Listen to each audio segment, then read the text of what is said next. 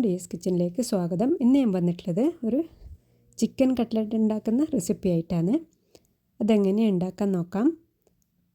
പിന്നെ നിങ്ങൾ ആദ്യമായിട്ട് എൻ്റെ ചാനൽ കാണുന്നുണ്ടെങ്കിൽ എല്ലാവരും ഒന്ന് സബ്സ്ക്രൈബ് ചെയ്ത് സപ്പോർട്ട് ചെയ്യണേ. വീഡിയോ ഇഷ്ടപ്പെട്ടാൽ ലൈക്ക് ചെയ്യാൻ മറക്കല്ലേ. എന്ന റെസിപ്പിയിലോട്ട് പോകാം.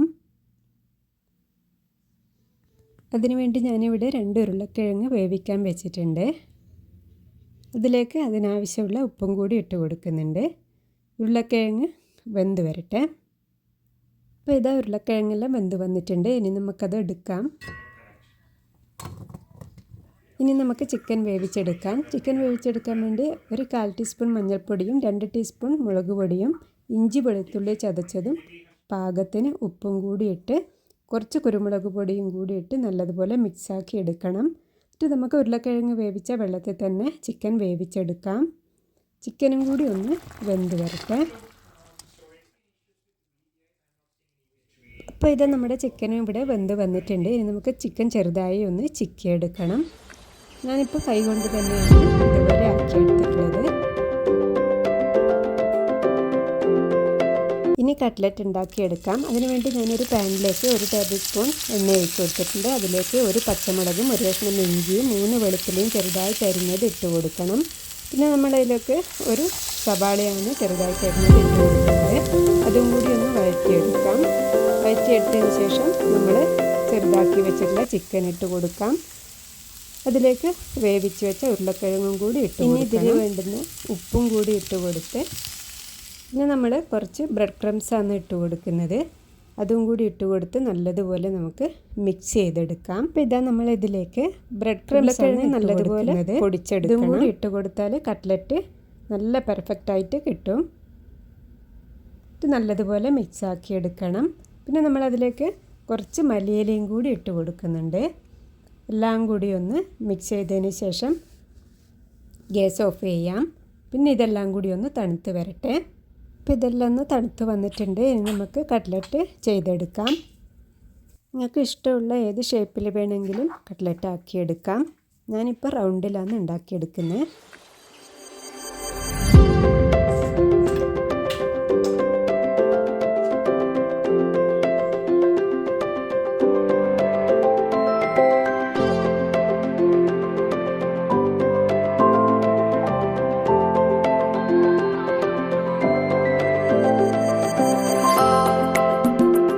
ചെയ്തെടുത്തിട്ടുണ്ട്. നമുക്ക് ഫ്രൈ ചെയ്തെടുക്കാം. ഫ്രൈ ചെയ്തെടുക്കാൻ വേണ്ടി കുറച്ച് ബ്രെഡ് ക്രംസ് എടുത്തിട്ടുണ്ട്.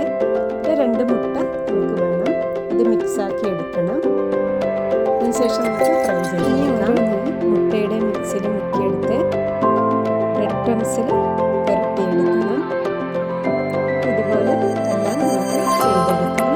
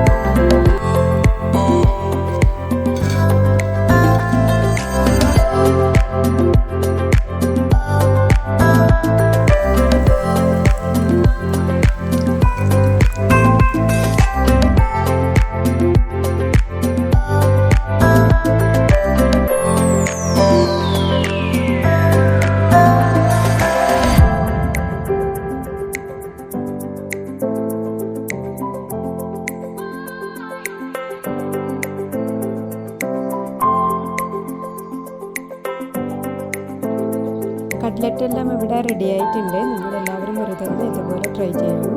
ഇതുപോലെ ഉണ്ടാക്കിയാൽ ഒരിക്കലും കട്ട്ലറ്റ് ഫ്ലോപ്പ് ആവില്ല.